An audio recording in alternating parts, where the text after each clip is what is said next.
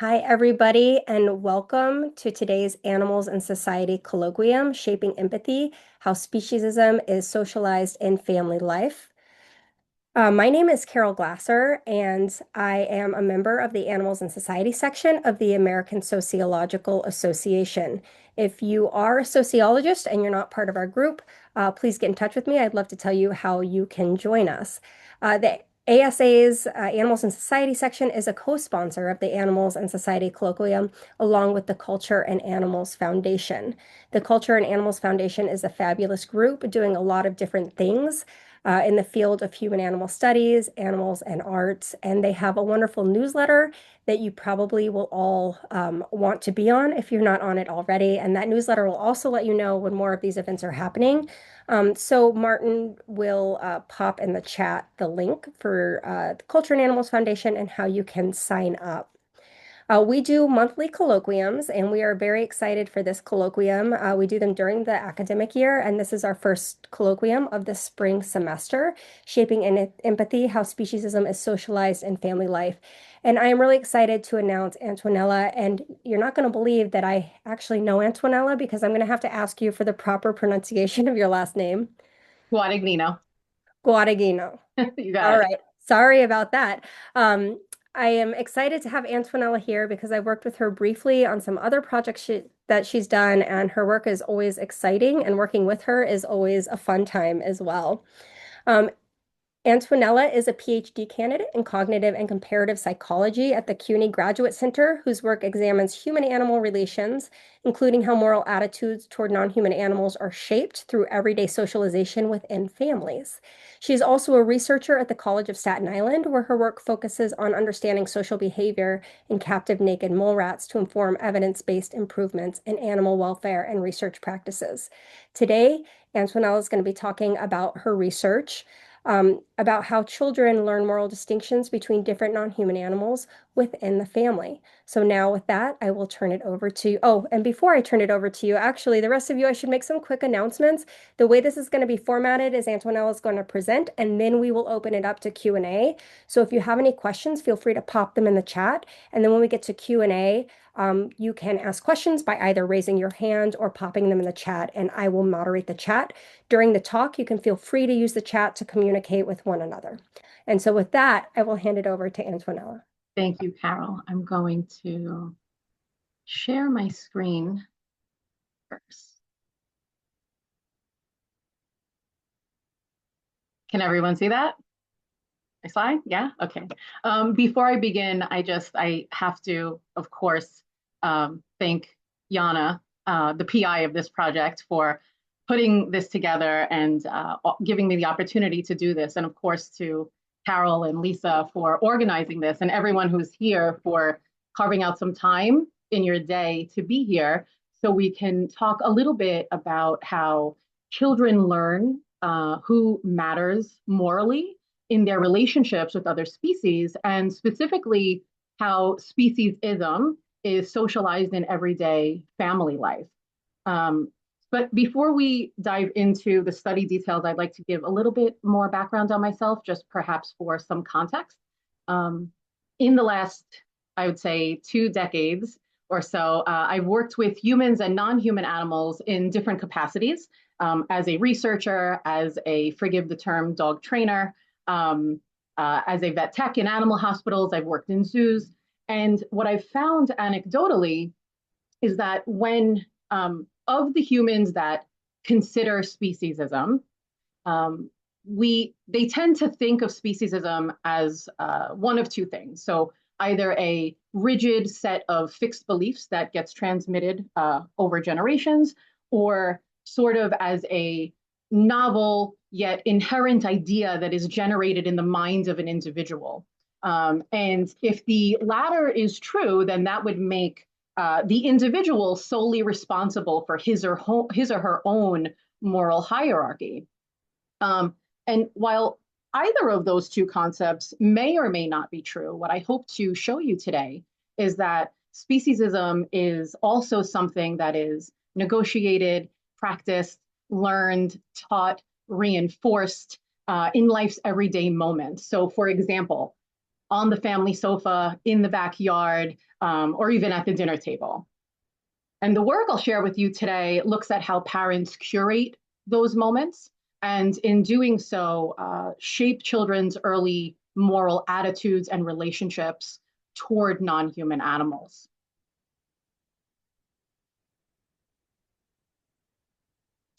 Okay, now to familiarize ourselves with the term speciesism, for those of us who are unfamiliar with it, and so that you know what I mean when I say speciesism, speciesism is an ism. So, like sexism and racism, speciesism refers to assigning different moral value or status or consideration to beings based solely on their species membership. This definition comes from Peter Singer, and it's become a foundational concept for thinking about human, non-human animal relations. This image here is Adam, the biblical Adam, naming the animals. And I thought it would be useful to include it in this talk today, because I think it captures a core dilemma that runs through the findings of our study. And that dilemma is, do we treat animals like interchangeable members of a category, or do we treat them as individuals with unique identities and desires, needs, etc.? Okay, so now in addition to categorizing animals, another something else that's important to think about is not just how we categorize animals, but how these classifications position humans, typically as exceptional, or outside of or above some moral rules that we apply to other species. And so children aren't just learning about animals specifically, they're also learning about where humans sit in a hierarchy of life. So, and also what that position allows us to do to others. So, for example, do I befriend that other? Do I kill that other? Do I eat that other? Can I name that other? Can I hug that other? Do I even see that other species? So, where and when do we do this? Well, non-human animals are ubiquitous in children's lives, so there are plenty of opportunities for children to learn about animals and how we interact with them. They show up indoors either as pets or pests, even taking the form of toys at times, and outdoors as a part of nature to be admired or neglected, ignored, abused.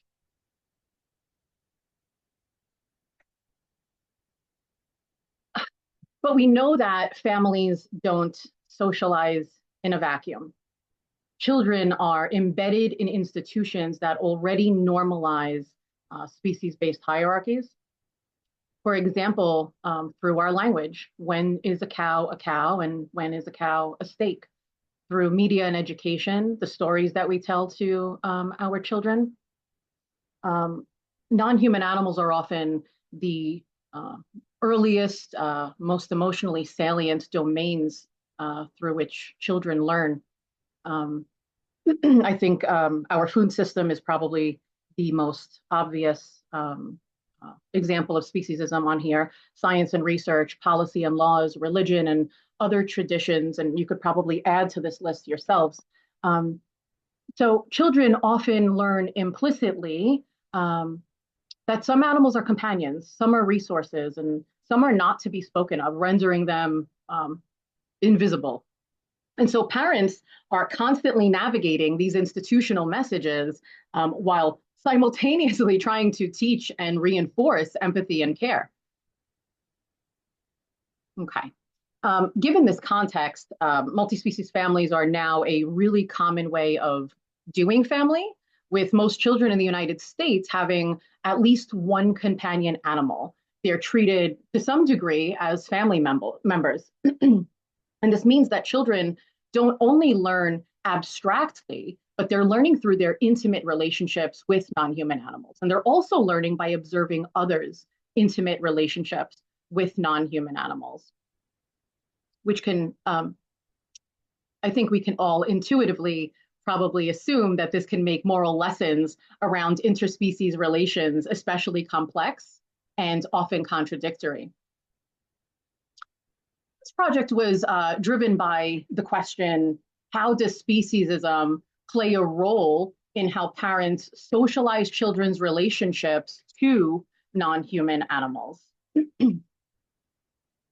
To address this question, we interviewed 23 US parents of children ages 3 to 7. And while our interviews were semi-structured, they focused on how parents talk about different species and their relationships with them. And then we later analyzed participant responses to identify reoccurring themes. Our sample consisted of mostly white mothers with relatively similar demographics, which may be important for context when interpreting our findings. Families lived with or near a wide variety of species, with 2/3 of them, perhaps unsurprisingly, as you can see on the pie chart here, being dogs and cats. Okay, now for the remainder of this talk, I'd like to bring forward Paige and Katie, two participants who I personally interviewed. I chose them because of the richness and the depth of their responses, and I think that together they capture both shared patterns and key differences that were representative of what we saw across other interviews. The themes that arose from our interviews, I'm going to simplify this slide for you. I know that it's a lot of words. There were 4 main themes, the first being variability of moral regard, which is, based on species, parents unevenly distributed empathy or care. Okay, so this was based on species. The second theme was a similar notion, but based on context. So you can be the same species or category of animal, but based on the context or the situation, parents' moral reasoning for their behavior or perception of that animal differed. The third being cognitive dissonance, where parents engage in psychological distancing, emotional distancing, selective omission of certain truths that they don't care to share with their children or even with themselves. And the fourth being selective care as redemption, where parents give care to particular animals, perhaps an exaggerated form of care to maintain a moral self-concept in a broader system of harm and violence. Okay, so now we're on to the stories, and I think that for the sake of time and just to experiment a little bit with a difference in approach, I think what I'm going to do today is, instead of stopping after each story so we can discuss the findings, I think we'll read through all of the stories. Okay, and then later during the discussion, we can talk about the findings. So the first few stories are going to be certain stories that Paige shared with me. Just a little bit of background on Paige. She's from a suburban, slightly rural part of New Jersey. She has 2 children. She has a daughter, Carly, who's 7, and a son, Herbert, who's 3 years old. She has a dog, Maggie, and a turtle named Timmy. And I was talking to Paige a little bit about food and how she has this conversation with her daughter specifically around food and animals. And here's what she said. She said, "Oh my goodness, we've dabbled a little bit in this. She knows things. The thing is, when your kids are picky eaters, I don't know, because I need this kid to eat, She asked and we've told her. I'm not going to lie. I'm not going to lie to her. If she asks what it is, I almost feel like she didn't eat it for a while. And I don't know, then she just kind of forgot about it, I can tell you right now, she's never not going to want to eat a McDonald's chicken nugget. That's her favorite. As a parent, it's tough because it's like you have kids and you want your kids to eat. You don't want to give them one less thing that they're going to eat, but at the same time, you want to tell them the truth. You want to educate them. And the other thing is, if you lie to them, then they go to school and Johnny tells them, well, you know what that is? And this is how they did it. And it's like, such a tough thing, My only reason I don't want to say it is because I don't want her not to eat something. You know what I'm saying? Because a picky eater already. If I just said to her, you eat chicken nuggets, and that was a chicken walking around, then she'd be like, oh, I'm never going to eat that again. And then I'm like, okay, well, one more thing this kid is not eating. So I'm not going to offer that. I don't know. This sounds horrible to say, but I don't want to think about this animal, how this animal is on my plate when I'm eating it, because then I don't want to eat it anymore. You know what I mean? I'd rather just be ignorant. I'm being honest. I'd rather not even think about it. I know it's horrible. Here's another story that Paige shared with me. Her son found eggs inside of his toy barbecue in their backyard. And this is Paige telling me how she handled that situation. She said, he comes over, Mommy, there's egg on my hand, the egg, the egg. I said, egg? What the F? There's a nest somewhere. And I'm like, oh my God. So I opened the barbecue and I said, where, bud, where? He got egg all over his hand. I think maybe he picked it up and squeezed it. I think he picked it up, didn't realize, I was like, oh my God, I felt so bad. But what does he know? He's 3. I would never let him touch it. He doesn't understand at 3 years old, that's going to be a baby bird. So I just had to be like, no, no, you don't touch that. You come get mommy. Okay. On the right side of your screen, you see the lead character actually in this story. This is a squirrel that Paige and her 7-year-old daughter Carly found injured in their yard. She said to me, when the squirrel fell out of the nest, so the thing was like it wasn't dead, but I was like, please don't let this thing die. It had blood coming out of its mouth. This thing's on death's door. And I'm like, please just stay alive, until I get it to this place. She meant the rescue. And she, Carly, came with me. We wrapped it in a towel. We kept it overnight. I was like having dreams about this thing. I woke up in the middle of the night. I went to check on it. I was like crazy. So she came with me. It was alive the whole time, and then the rescue place emailed me and said, do you know this kid just asked me? That was almost a year ago. She just said to me the other day, Mom, did you ever find out if that squirrel died? And I don't know if I should have done this. I said, no, I didn't want to upset her. I feel like she doesn't need to know. You're never going to see it again. I don't want to upset her for no reason. What's the point? Like, we took care of it. Let her think the thing was okay. Here's a story about when Paige's daughter heard gunshots near the um, backyard of their home where they have legal hunting grounds. She told me, November comes around and we start hearing gunshots. And she's like, what is that? I'm not going to lie to her. I'm like, next door, they hunt. And she thinks that that's the most horrible thing you can do. She cannot believe that you do that. But she eats meat also. She's not a huge meat eater, but she still eats it. She eats meat. That's a touchy subject. Here I am teaching her to help animals, and then we're eating them.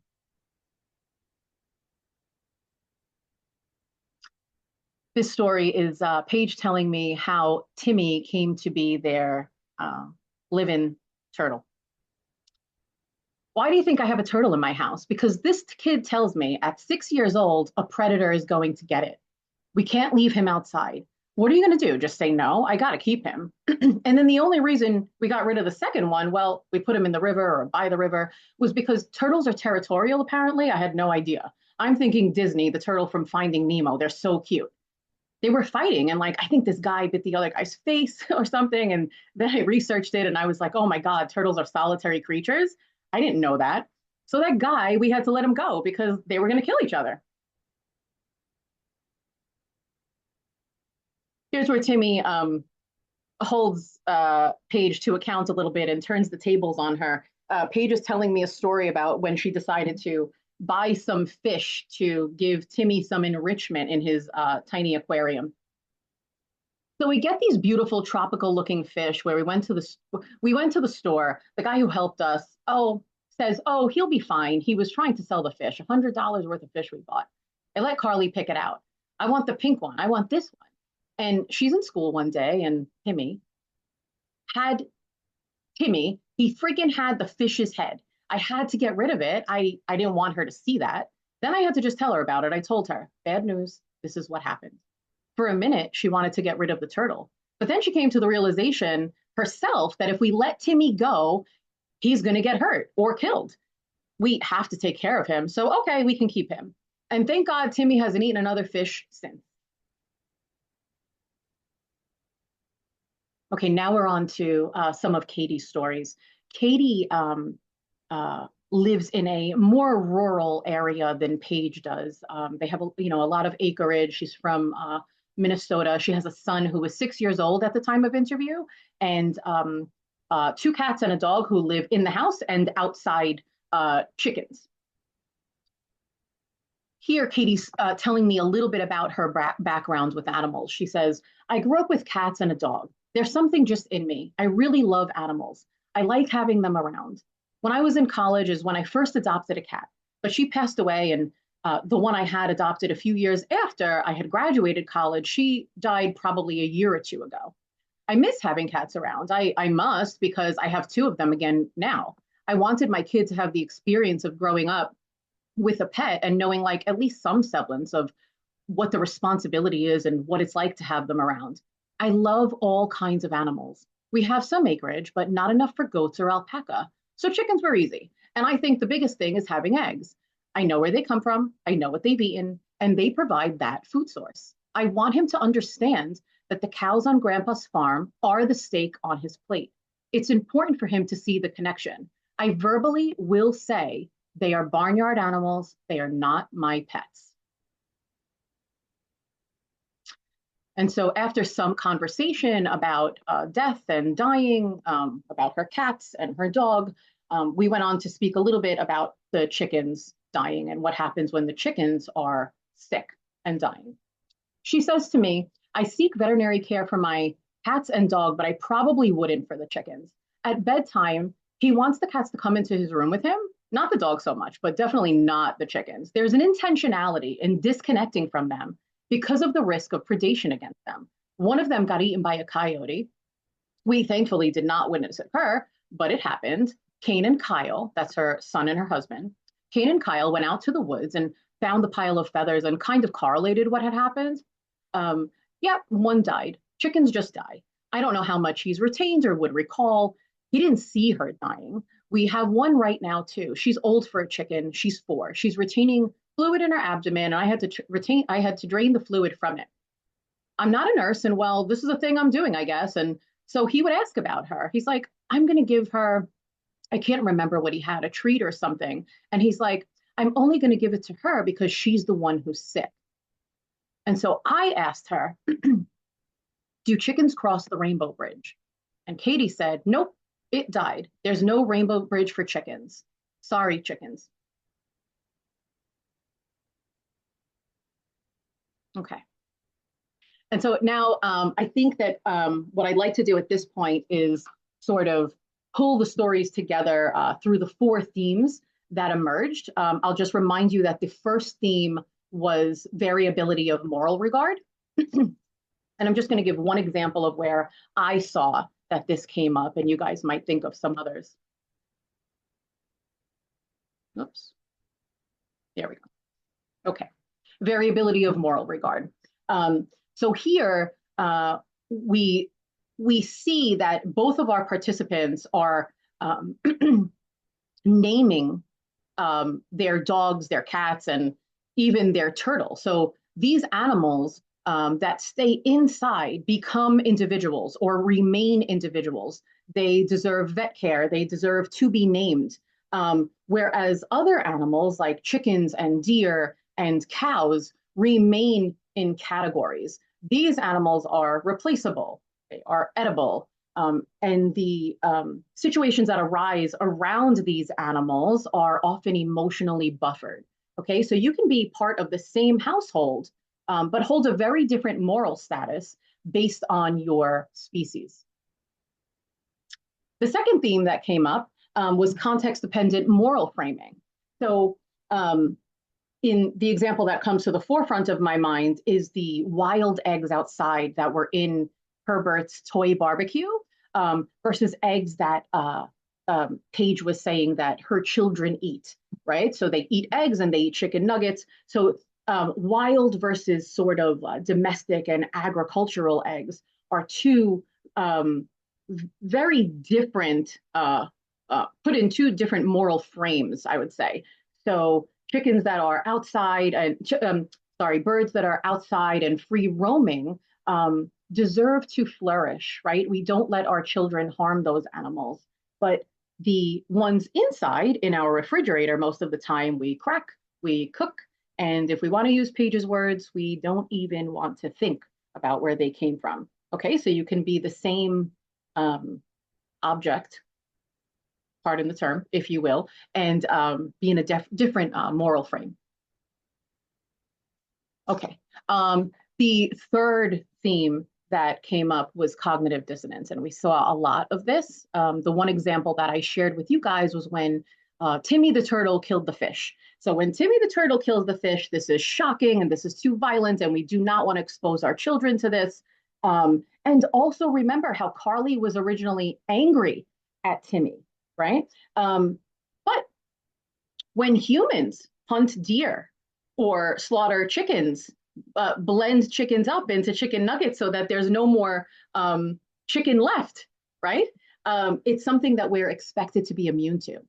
Children are expected to be immune to, for example, the image that you're looking at on your screen, where humans pose with their bloody, lifeless victim, right? But we do not think about how other animals get on our plate.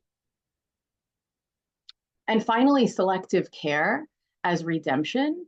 Um, the examples that I have here are how I didn't give you a lot of detail here today, but how they cherish their family dogs and how how Paige tried to save the wild squirrel. I think that parents often try to counter broader systems of harm by doubling down on care for specific animals, ensuring that their children witness this, and also to sustain parents' own moral self-concept. I think there's also another component in here that I usually forget to mention, but I'd like to mention it now. I think that it's not only useful for the parents to maintain their sense of morality and self-concept, but I think it helps the child, right? It might be hard to trust someone that that you see harms others. And to close, what I'll say is that based on our findings, children often begin by individuating animals, attributing feelings to them, and seeing them as particular beings, naming them. But broader society requires them and perhaps wires them to participate in systems where animals are commodities. So as they develop, children learn to sort animals into categories. And that shift from individual to category is one of the ways, despite its flexibility, it's one of the ways that speciesism persists. And just a very quick nod here to Professor Goodall, who inspired me during my early childhood development to do work like this, and to our amazing team, whose individual, unique, and very special contributions, help bring this project together. Thank you.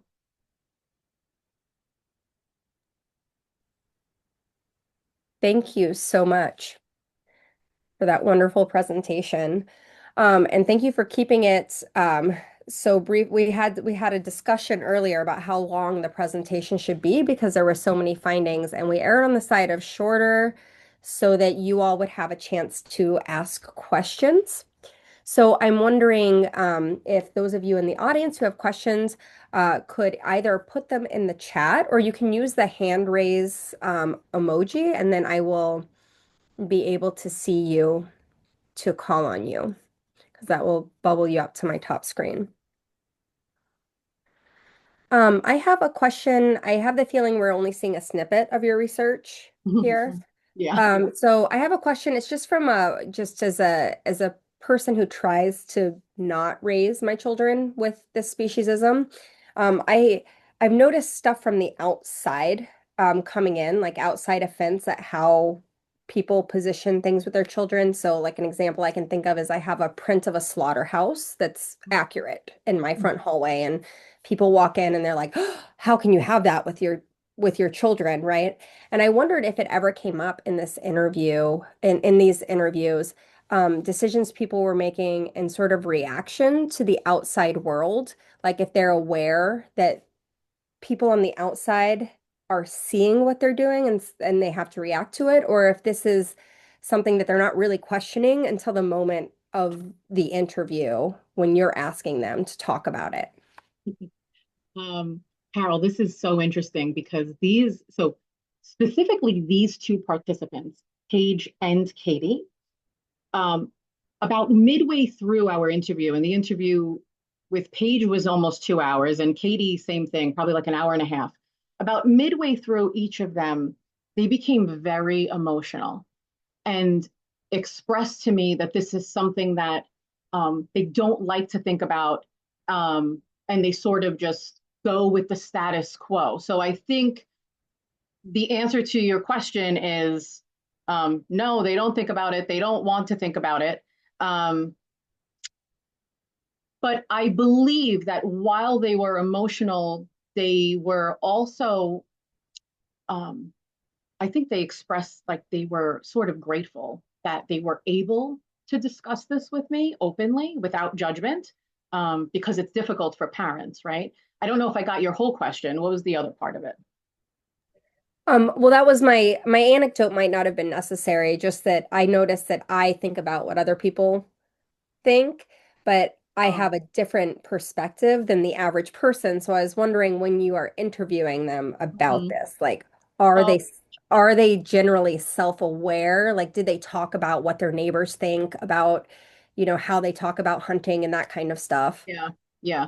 No, they were very aware of what they thought I might be thinking about them, but not about neighbors and things. The only thing I guess is Paige said, maybe another child would tell her kid this is something that goes on, but nothing about fear of judgment or anything like that. It was only with me until they got more comfortable. They started being more open with me.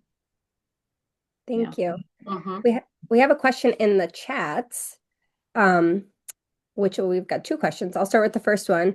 Um, Anastasia asks, how do you situate your findings in the white female suburban demographic that you interviewed, rather than explain their moral Olympics in general, quote unquote, human terms? Do you know what I mean? So I think the question is, I think Anastasia, you can speak up if I get this wrong. I think the question is, you classified things in terms of this is how people in our culture make these distinctions. And I think her question might be, is there any contextualization you would add given the particular demographics of who you are interviewing, being white, female, suburban? Yeah, I think the reason that I mentioned that they were mostly white, female, suburban, is because when I interpret my findings, I am looking at it just from the standpoint of everyone's a human being, right? And what I'm saying is perhaps I am not considering that there is something else about the background of the participants that that I'm not seeing, right? I'm mentioning it because I don't know if that is something that could be impacting what they're saying. Anastasia, did I answer you?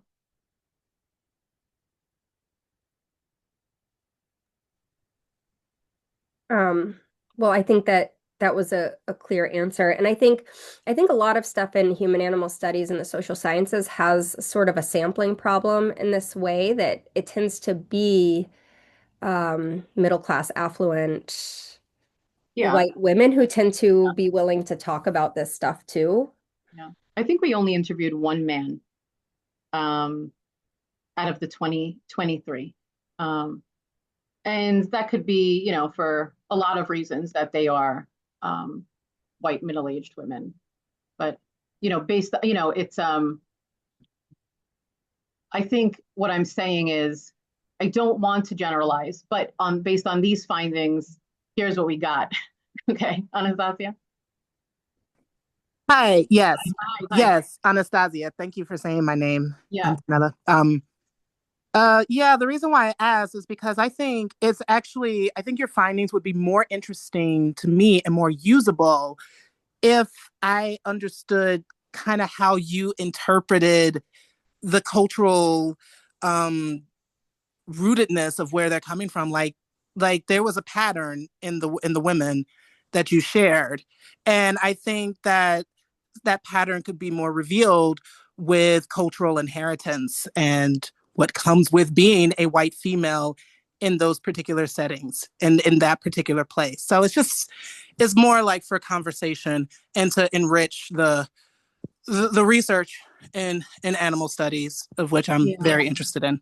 Yeah, thanks, Anastasia. I think that if we had a more like varied demographic, I'd probably be able to better answer it, right, and give you my input. I have thoughts about it, but given the demographic that we have, it's difficult for me to confidently speak on it. I'll go to the next question in the chat. Mhm. So based on your research, this is from Kate. Based on your research, do you have suggestions for strategies for both humane educators and parents to disrupt this cycle? It would be interested in strategies for different stages in the cycle, such as helping kids maintain their approach to individuating animals when very young, helping kids resist participation in commodification systems, and helping kids unlearn the categories they have developed. Yeah. So Kate, you're making me think of something very specific that came up. I conducted an interview, and the mother of the child was telling me a story about something very similar to the Timmy eating the fish. There was another story about pets eating animals eating other animals right in front of a child, and the mother physically turning the child's head, and the child wanted to see what the animal was doing. Forgive me, by the way, I'm using non-human animal and animal interchangeably. And I mean those words, I mean the same thing, but I'm not excluding humans from the category of animal. But for this talk, when I say animal, I mean non-human animal. So when another animal was violent toward or trying to eat another one, so we could use the example of the turtle and the fish, I asked that parent, well, one, why did you turn her head? And then two, did you mention to the child, well, it's okay for the turtle to eat the fish. You eat fish all the time. And so it's sort of, Kate, maybe a suggestion that I would have, right? So to sort of let the child confront the habits that we have. Um, but in a sense, I was in a way nudging the parents to do that maybe, or give her something to think about. So maybe not concealing so much, maybe that, and doing in a way that's not the parent's fear is to horrify the child, right? So maybe if we start early and do things like that, where we say, well, it's okay, right? If he eats fish, you eat fish too. And then even if you want your child to, and you keep continuing to serve your child fish, well, then the child maybe will make a decision with all of the information, different information that he or she has. We have a question from Ken in the audience. Yeah. Hi, Carol. Nice to see you. Um, yeah, I have a couple, a point and a question, I guess. And one is about the turtle and the fish. The something I read, seen somewhere, it was like a quote of somebody or something along the lines, and it was the idea of what sets humans different from animals is the idea that humans can understand what's humane. And when animals have these interactions, whether it's a fox and a rabbit, that doesn't come into play. And I think maybe that's a starting point with children is to have them understand that they do understand what's humane, and maybe these animals don't.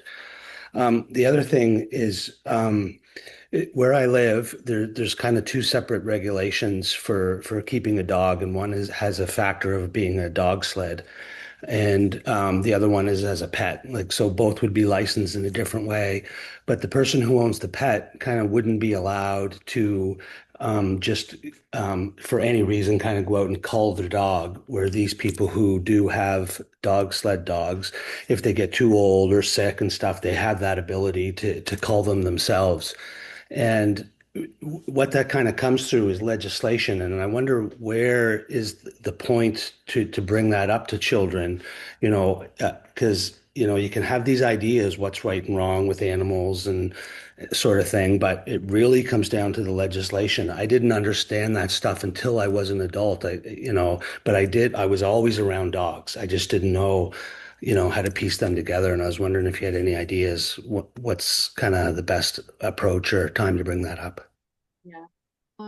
So two things. The first thing you said about humans know what it means to be humane, right? I think I just want to add, I agree with you. I just also want to add that given the resources that we now have, right, if we're not, let's say, required for health reasons, if that's even a thing, to eat animals, then given those resources, we can, make different decisions. Just the way, if we talk to kids about, I don't know, we can go back to when we were, in the cave, and back then it was likely very clever to follow herds of buffalo who were looking for green pasture, right? And water, and then follow them to find water and even use them for food, right? So it was probably very clever and adaptive. And now we have different resources and information and comforts where we can we can be more humane, right? So I think it's important to talk to them about that so that they don't feel like, let's say, eating an animal, like I'm bad, right? I think it's important to not make them feel bad so they don't become guarded. If I don't make a child feel bad and say, hey, this is how this came to be, but here are our options now. And I think it's linked to the second thing you said, Ken, about legislation. It's probably so useful when a child is watching a movie like Eight Below, right, with the Huskies pulling sleds, to tell that child at that time, hey, this is a doggy, just like you have your doggy here, right? And but they're in a different category. Do you think it's okay that people categorize them that way? And I think if we let the children speak as they then develop later to become the legislators, that's how we then make changes, incremental change. Thank you. We have a couple questions on sampling. Or I don't know if sampling is the question, but who all you did interviews with, because we only have two snapshots here. And so I'll just try to wrap them into one. Megan and Genevieve both had questions about it. So one was a question about whether you had the chance to interview people who were vegetarians and or if you had the chance to interview people who didn't have any companion animals to see how those interviews compared. Yeah. So one of the requirements to participate in this study was that you had to have a companion animal. Although I will say and I'm not thinking of anyone specifically right now, but there were people who did say to me, as a child, I did not have animals in the home. And, I thought it might be useful, or I'm sort of experimenting with how will this be for my child, right? So they're learning along with their child. What was the first part again, Carol? Sorry. Whether you interviewed anybody who was vegetarian, Mm, plant-based. okay. And what is it specifically around that? So the first comment was that the person had multiple friends growing up who had vegetarians as parents, and their parents all had different approaches to balancing the family eating habits and how they handled things outside the home. And interestingly, Genevieve, who commented asking about companion animals noted that their children are raised in a plant-based house, but there aren't animals around. So I think the questions are sort of wondering if you had talked to these people to see differences, but if you haven't talked to these people, Yeah. I don't know if you have guesses at what you'd find, Yeah. or if it's sort of a moot point. Okay. So I interviewed one person, which is interesting, in and of itself. One of the 23 um, was a vegetarian. Um, and another who used to be vegetarian for most of her life, so for 20 something years, and then she switched and now she, I think, mostly eats animals. Also notice the language that I'm using. I tend not to say eat meat. I tend to say eat animals. And I think if we do that around children, right, then that could influence their choices, right? If your aim is to influence them, or if it's just to share. I think we have to be, you know, careful about influencing too severely in either direction, right? And letting the child develop perhaps as they want to some extent. So the one person that I interviewed who's a vegetarian, her children are not vegetarian, but she is. So the interesting part about that to me was this was her choice as an adult, and she made that clear to me. And for her children, she wanted to be sure that she was following the medical doctor's advice and make sure that this child eats this category of protein and this way and this way.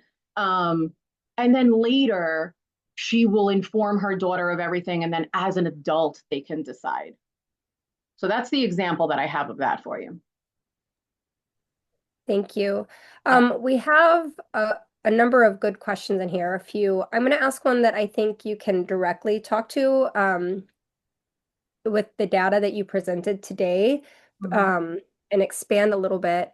Can you talk more about people who go all out to save one animal, the baby squirrel, for example, but aren't interested in working on systemic change that Yeah. would save hundreds or millions of animals? This probably has to do with individual um, versus Yeah. category. It confuses me so much. And I thought that that had to do more with like the category where you thought that there was like a special animal. Um, so could you go back over those categories and tell us like where this sort of scenario fits? Okay. I think so. Okay. So, Carol, what I'm going to do is so, and for everyone else listening, my background and the majority of my training is in the fields of biology. I'm now doing a PhD under the psychology umbrella, and I study. So I'm in a behavioral neuroscience lab. So first, the first thing I'm going to do, Carol, is I'm going to answer your question as a biologist, and then we'll do it a little bit differently after. So this is so interesting, and the interconnection, there's a lot of overlap and it's so messy, and that's probably why it's confusing. So I'm thinking of Paige rescuing the squirrel, and but Paige has no interest in discussing, acknowledging, feeling, thinking about an animal that is in her refrigerator chopped up, right? And she she loses the individual there. That's the thing. She does not see the cow that was, right? The face that will be on her plate. She does not see it, nor does she want her children to see the face on the individual that is in her freezer or in her refrigerator or on her plate.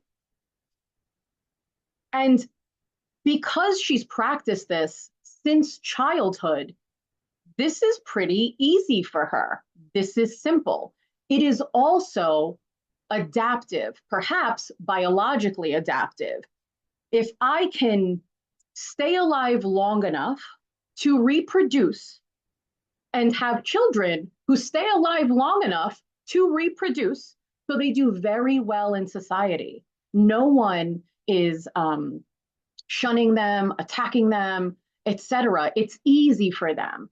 So as a biologist, I want to say, well, that's an easy road. That's the path of least resistance is to prioritize your genes. So if we have to choose between non-human animal welfare and the welfare of the perpetuation of my genes going forward, well, in the moment, easy. I'm going to choose my genes. That's what I'm going to do. And so for Paige, this is easy. For the majority, this was easy. I'm trying to think of someone where it wasn't so easy for. Even the other participant that I said was a vegetarian. I think it's the same thing. What's going to be the easiest for my child and the smartest, the most adaptive biologically? Let them do what the majority in society, what everyone else does. Later, if they feel resilient enough and willing to question the moral standard that I put forth for them, the example that I set for them, then that's on them later. I might not like it, but that is their decision. I think it's easy, Carol, because they lose the individual inside of, and also they can't see the slaughter of the chickens, right? You said you have an image, a photo of it, right, in your home so your children can see it. They don't see it. The adults don't see it. The children don't see it, and it makes it easier. When she saw the squirrel in front of her suffering, that's when she struggled. But if she doesn't see it and she's not responsible for it, and also a very, very important thing here is to understand about these parents is, and probably somewhere in each of us, if we ever did eat animals or hurt an animal, that animal that they are eating, that is on their plate, that is in the refrigerator, is already dead. And so now the parent says, well, they're already dead. I might as well make use of the body then. So let me eat them. Okay. So there's a lot of stuff that goes on there, Carol, but I don't think it's so difficult until you really dig in and they start comparing animals that they eat with animals that they love. So they compare the category to the individual. And if they can sort of pretend for a moment that the individual is within a category, then they start to realize and see.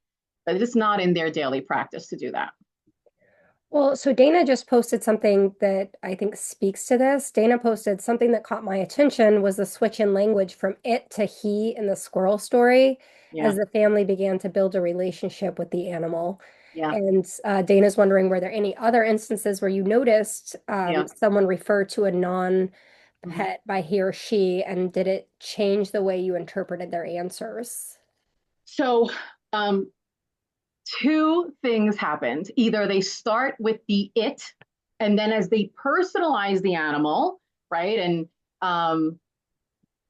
as that happens, as they start to see the individual, acknowledge the individual, I could see the emotion in that person. But many times also during interview, they would do the opposite, where they would uh, see that animal as an individual and catch themselves and then start saying it because they didn't want to feel the intensity of the emotion while they were speaking to me. So now they start to emotionally distance themselves or psychologically distance themselves. So I see it in both ways. They're using it as a tool. Thank you. We only have 5 minutes left, and we have two questions here. I'm going to choose the one I think you might most easily be able to answer. And this is a little outside the research you presented today, but perhaps in all the work that you've done with socialization in children, you might be able to answer it. And I think it is from one of your students, Anna Elizabeth. Ooh, Um, and so Anna Elizabeth says, that she is curious about how children have biological factors that come into play with dealing with animals. And I think she means developmentally. So the follow-up question is, do children understand the depth of a living animal the same way adults do? And to explain further, do children use nature versus nurture in a scenario in dealing with animals? this is interesting, Anna. What I didn't report to you guys today was that there's another component of this study. We didn't only interview the parents, we also interviewed the children for a few minutes.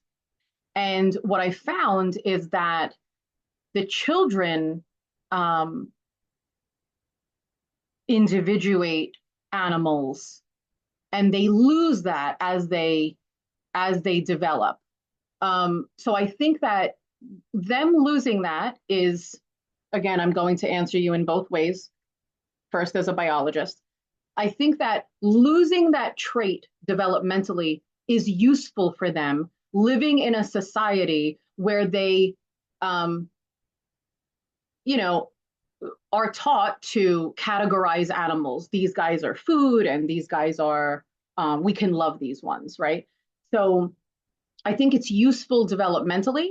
I don't think, Anna, that there is some switch, if that's what you're asking me. If there's a switch that turns on, now I'm going to just, be carnivorous or something. I think that it's epigenetic, which means that there's some outside influence that affects the way our genes and the way that our neurocircuitry develops. But I think that it's epigenetic, so you're getting both. You're getting nature and nurture that determines this.